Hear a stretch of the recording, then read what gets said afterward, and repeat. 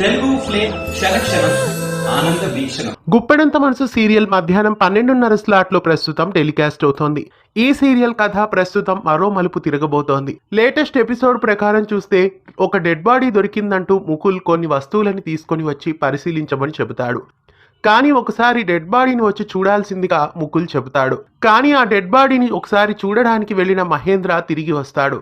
అది రిషి డెడ్ బాడీనే అని వసుధారతో చెప్తాడు. అయినా రిషి చనిపోయి ఉండడు అనే వసుధార నమ్ముతుంది. రాబోయే ఎపిసోడ్స్ లో జరగబోయే కథని లేటెస్ట్ ప్రోమోలో చూపించారు. ఇక రిషి ఎలాగో లేడనే కారణం చేత రాజు వసుధారని తన సొంతం చేసుకోవాలని పథకం వేస్తాడు. తన మెడలో తాళి కడతానంటూ నడి రోడ్డు మీద గొడవ చేస్తాడు. అదే సమయంలో ఒక కొత్త క్యారెక్టర్ కథలో ప్రవేశించబోతోంది.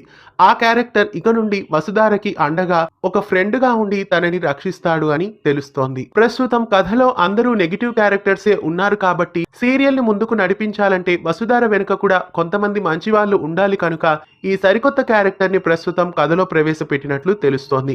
గుప్పెడంత మనసు సీరియల్లో వచ్చిన కొత్త క్యారెక్టర్ ఇక నుండి వసుధారకి స్నేహితుడిగా ఉండబోతున్నట్లు తెలుస్తోంది. గుప్పెడంత మనసు సీరియల్లో వచ్చిన కొత్త క్యారెక్టర్ ఎంట్రీపై మీ అభిప్రాయాన్ని తెలియజేయండి. అలాగే రిషి సీరియల్లో లేకపోవడంపై మీ అభిప్రాయాన్ని కూడా తెలియజేయండి. ఇలాంటి మరెన్నో తెలుగు సీరియల్ అప్డేట్స్ ఎప్పటికప్పుడు తెలుసుకోవడానికి ఛానల్ని సబ్స్క్రైబ్ చేసి పక్కనే ఉన్న బెల్ ఐకాన్ని యాక్టివేట్ చేయండి.